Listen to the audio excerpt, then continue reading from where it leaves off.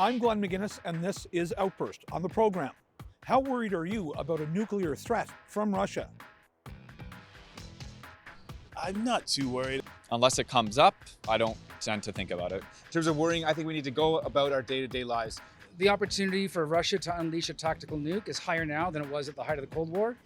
But first, last month in the House of Commons, the NDP put forward a motion which received unanimous support from all political stripes. It called on the federal government to tackle what they called greedflation and to take a closer look at the profit margins of the big grocery chains.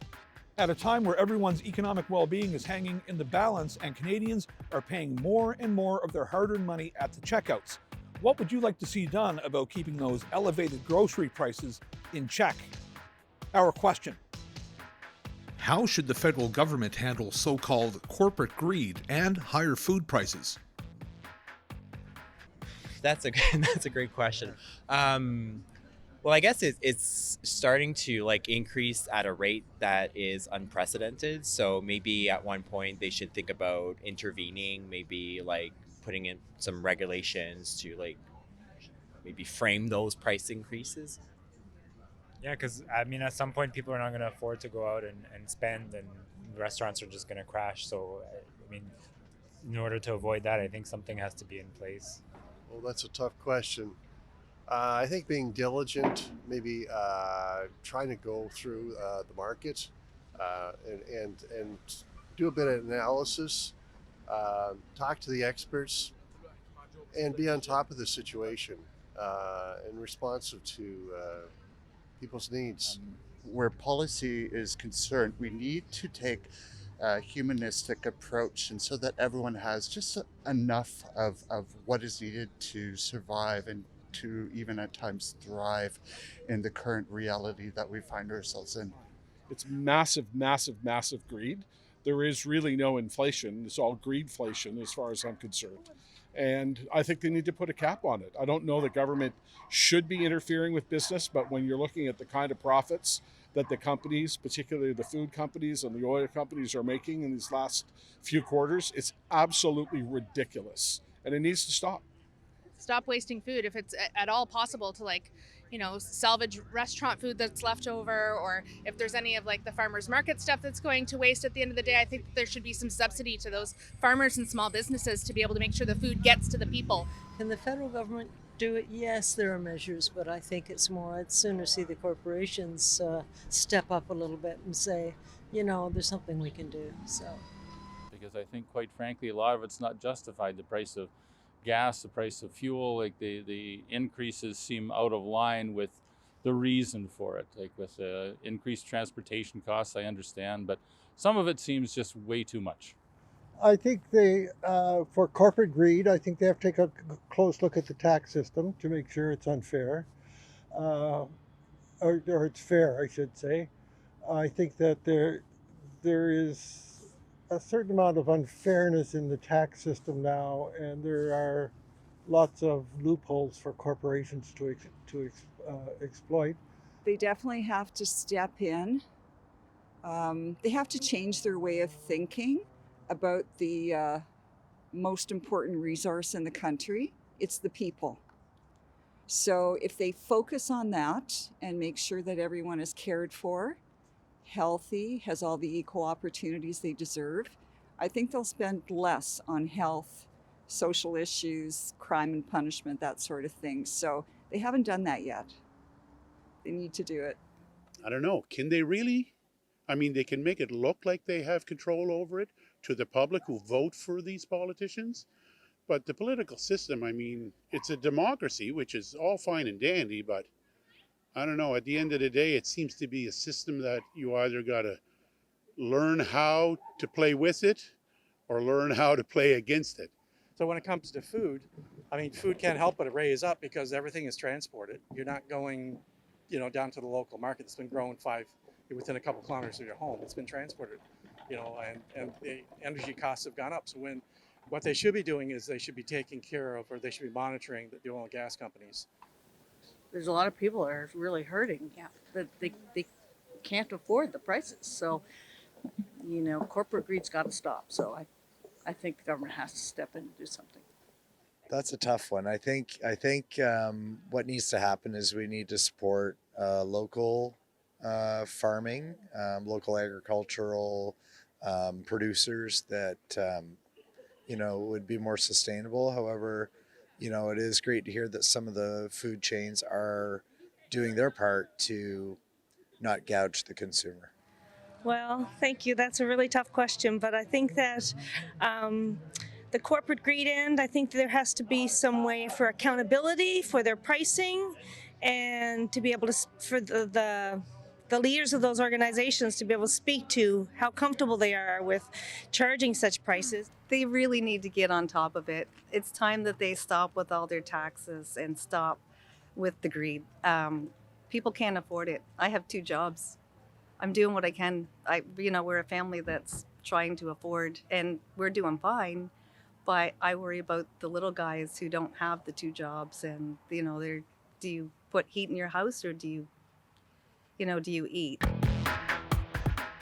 Of course, when it comes to spending, since this pandemic was declared almost 3 years ago, people's shopping habits have shifted, whether it be due to lockdowns or shopping in the comfort of their own home. So we took to the streets to ask people how COVID-19 has shifted the way they purchase. Our question: how has the pandemic changed your spending habits? Definitely more careful. Yep. And definitely cutting back a lot. I don't spend as much as I used to, for sure. Yeah. Yeah. But there's been a lot of changes for sure. Yeah. Well, food's gone up, the price of gas, just everything has changed dramatically. I would say it's changed it more so that we prefer to buy as much as we can locally. The pandemic hasn't changed my spending habits at all. It's just the same old, same old. I guess from my perspective, maybe like going to the restaurant a bit less than before, maybe like eating more at home. Yeah. And for me, I think I would say online shopping. I guess that became more of a thing for me as well, just for convenience and habit. Well, I think I'm a lot more aware of what things cost.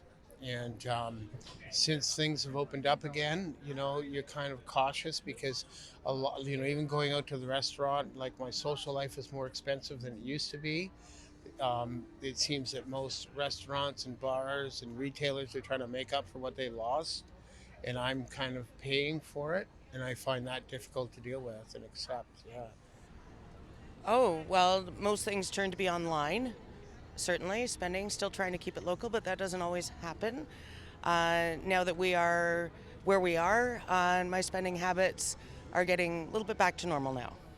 So are you going back into stores more? Is that what you Yes, more masked, but I have to tell you, given everything, I'm buying way less. It's always a slowdown. Like I was going to go away this weekend, and I'm still kind of like a bit cautious. Cautious on going into a restaurant, not only for myself, but I think about, okay, what if? And I think a lot of people are still thinking that way, at least older people, from what I can tell. Fair enough. The pandemic has changed my spending habits in that I'm a lot more reflective. I'm not as reactionary to spending. I kind of sit with it and think about, do I really need this, or is it just something that is looking to fill a void? Well, it's made me think a lot more carefully about what I'm going to spend money on and why. So in my case, I've become a little bit of a minimalist through the pandemic because it made me reevaluate some of my spending habits and what I was doing. We were forced to spend less because everything was closed. So when we're used to eating out 2 or 3 nights a week, we didn't do that. So yeah, our habits changed just because they had to. It wasn't by choice, but you have to watch. You have to watch a little more closely. And I feel badly for young people. I really do. Saved more, basically.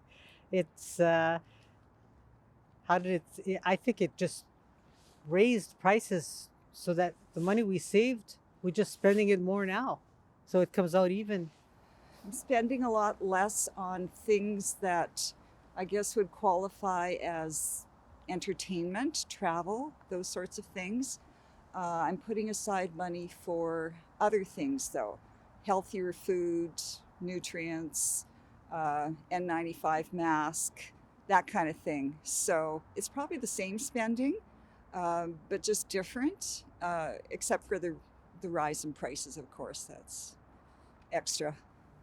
It's between that and inflation, we do watch where we spend more.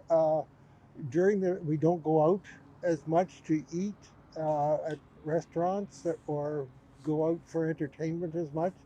So that's the largest, I think, impact on our spending. We're fortunate enough that we can still afford to buy food and stuff. I think we're a little more careful and we maybe look a little harder for bargains on things, but I do feel sorry for those people that are not in as good a position as us, and that's certainly very tough.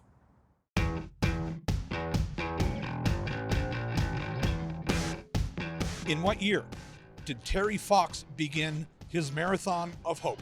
1975, 1980, or 1985? I want to say 1980. I think 1980. 75. I'm gonna go 75 as well. I honestly not sure, so I'm gonna guess 1985. 1985? 1975. 1980? The answer, 1980.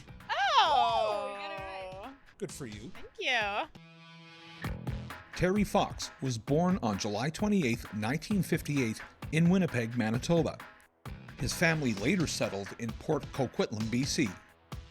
When he was 18, Terry was diagnosed with cancer, which resulted in him losing his right leg. Undeterred by his circumstances, in April 1980, he embarked on his Marathon of Hope, a cross-country coast-to-coast run to raise money for cancer research.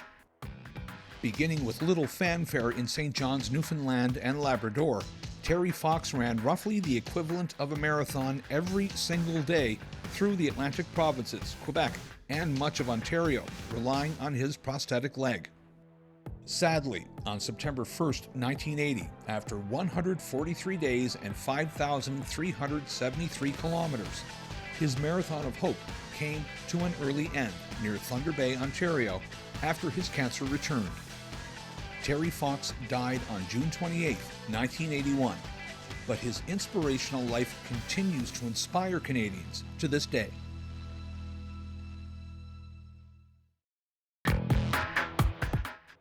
For some, recent events between Russia and Ukraine may trigger some memories of the Cold War. Talk about nuclear weapons being used in Ukraine has sounded the alarm of a nuclear threat worldwide.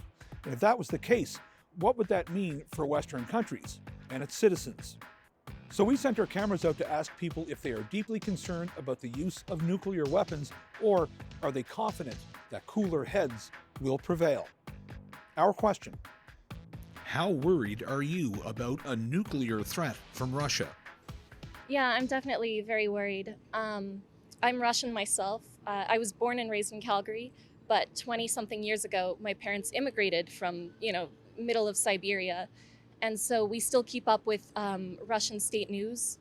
And obviously we don't buy into the propaganda. We're pretty big dissidents, but it's terrifying to see what they're saying and then contrast it with the kind of inaction from Canada and just the West at large. So yeah, it's a big worry of mine. Really, I think Russia is just prolonging the war. I don't think they will use any nuclear weaponry to fight the war. I think they are just going to prolong the war and they'll cause economic crisis globally. I don't think they would do anything using the nuclear to fight the war. I'm not worried about it, not being in Canada, but I think there is a threat. But I think you could use the old 80-20 rule, and I think they're probably about 20% now rather than 80%. But he's got a lot of power at his fingertips now with the oil and gas situation in Europe and winter approaching. I think the Ukraine-Russia situation is one of those problems that's going to be difficult to solve. And as far as we are away from Ukraine, it's difficult to say. Me personally, the nuclear threat's been around for as long as I lived. And since Hiroshima and Nagasaki, we've really not seen any. I want to believe the politicians when they say it's not an issue, because if there's one nuclear moment, then it'll trigger Armageddon, according to Biden. So am I worried? Yes, because I'm old enough to have lived through the Cuban crisis, and I remember being afraid then. Fairly concerned in the sense that it's a situation we haven't found ourselves in before in terms of the use of tactical nuclear weapons. And my concern is there is not a really solid solution to that level of escalation, short of further escalation. It may happen, I believe, because it's not just Ukraine that's going against Russia. Ukraine's a little small country. You see how huge Russia is, the power they have. It's, I believe it's many countries. They're helping, like a proxy war, helping Ukraine. They're sending paid soldiers, militias, mercenaries to fight Russia. So it could happen right now. It's not just Ukraine. It's the West basically fighting Russia.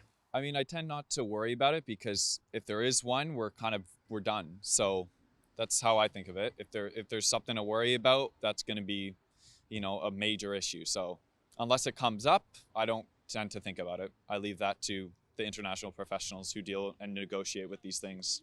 Minimally. I mean, I don't think they would, and I don't think the Russians would. And should they do it, I think there are a whole range of responses, non-nuclear, that would be very effective at shutting down the Russians. And I think these messages have been conveyed to them. And I've heard things like sinking the Black Sea fleet and destroying all equipment in the occupied areas. Not particularly. I mean, one should always recognize that when you have a man that is under such intense pressure, both from Ukraine and internally, and has been an autocrat for so many years, in a country with a history of violence. I mean, it goes back, hundreds of years. One always has to be concerned. And, at the current stage, it's more a matter of pride for the Russians than anything else. So that needs to be paid attention to. But the consequences would be so devastating for the country, for Russia, for its people, for its future, that I think there are some wiser heads in Russia, some of whom, like Navalny, are behind bars, but hopefully still has some connections to the oligarchs and to the elites. The Western world has to step in there and call his bluff, it has to be done. They just can't go on like this with the inflation, the price of oil, et cetera, et cetera. Not worried at all. I don't think they would take the chance to have circumstances reverse upon themselves. You may have noticed in recent times a shoving match between the federal government and certain provinces, namely Alberta and Saskatchewan. If you wanted to include an historical context, you could also include Quebec. Many Westerners feel federal policies and regulations have been a persistent attack on Canada's oil and gas industry, and those provinces are pushing back. We sent our cameras out to ask Canadians if they feel the balance of power on the federal side is upsetting the apple cart when it comes to the provinces. Our question: does the federal government hold too much power over the provinces? No, I don't think so. I think there should be, perhaps a bit more oversight when it comes to things like healthcare. We can see with our provincial government that certain funds were transferred to them for the purposes of healthcare that weren't utilized for that. And we ended up with a $2 billion, was it surplus, or $2 billion more than they projected. And that could have been spent on healthcare. And there was a number of dollars that were transferred that weren't spent on healthcare. I think in some cases, in other cases, not. I mean, I think there's always a strong case there's always a case for a strong federal government.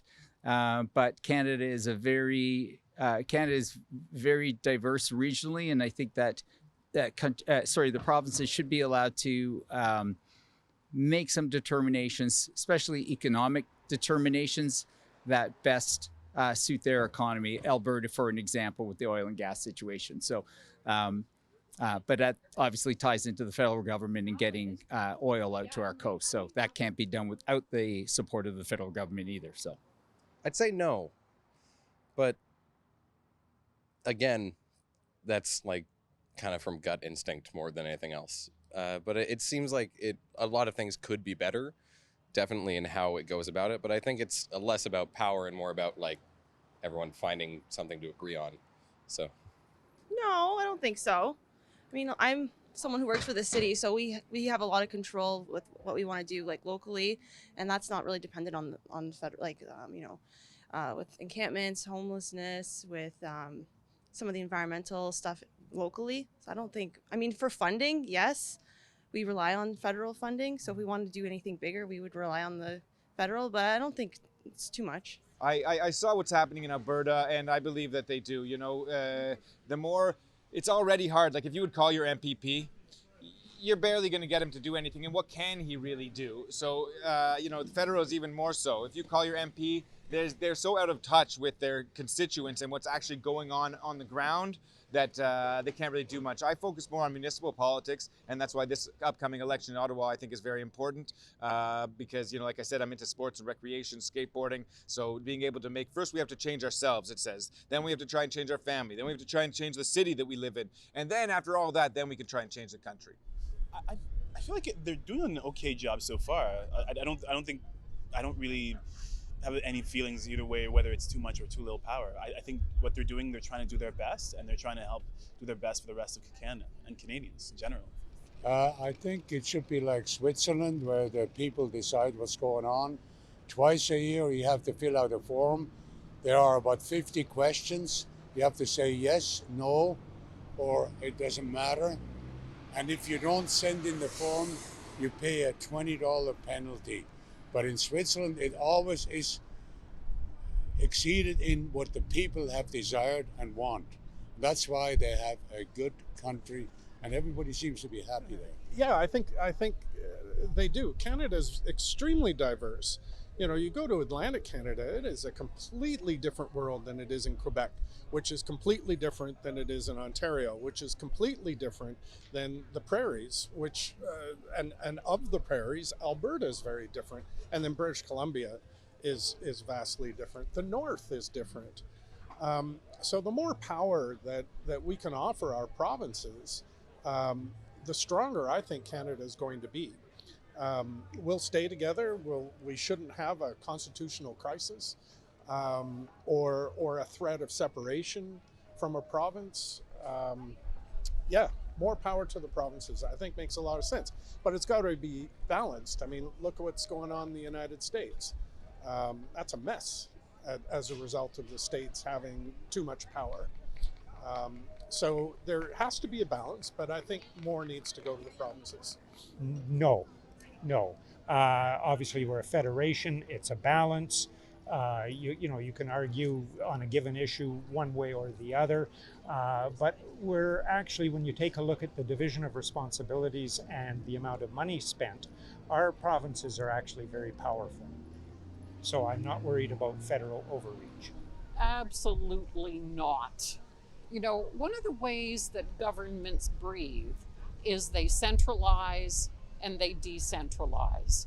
But what you have to have is an overall perspective on what it means to be Canadian and focus on the values and the things that do unite us. And part of that is to have consistency across the provinces, where there's equality, where there's opportunity, where there's transfer of people, goods, services. No, and you need a regulator for that, and that is the federal government. We can vote them in, we can vote them out, but it's our choice. No, I don't think they do. Can you elaborate on that? Why is that? Well, because Quebec is independent on what they do on their economy. Alberta tries to, but there's always different governments that go in there. British Columbia is doing fine. So the Maritimes always need help because of the job market they're in. Other than that, I think they're fine. No, I don't think they do. No, I think the provinces do have a lot to say in themselves. Maybe in subsidies, of course, to the provinces that, yes, they have power over that. But do they have too much power, the provinces? No, I don't think so, because we're one country and we have voted to have a federal government. If we didn't have a federal government, then Alberta, Quebec, they could go do what they ever want to do. They maybe do in terms of the amount of money they take from many provinces. Like if you think historically over the last 50 years, how much Alberta has put into equalization payments across the board is significantly more than most other provinces. And there's a lot of provinces who take a lot more out than they've ever put in. So I think that in terms of that kind of control, they have too much. It's supposed to be a balance of power. So I'm going to go with the idea that over the decades and the century that more than a century Canada is, that the balance of power does even itself out from time to time. There are going to be tough times for both federal and provincial, and we've seen that. But I'm confident that the people who run for office, they want to do the best for Canada, not just special interests. Thanks for watching this episode of Outburst on CPAC.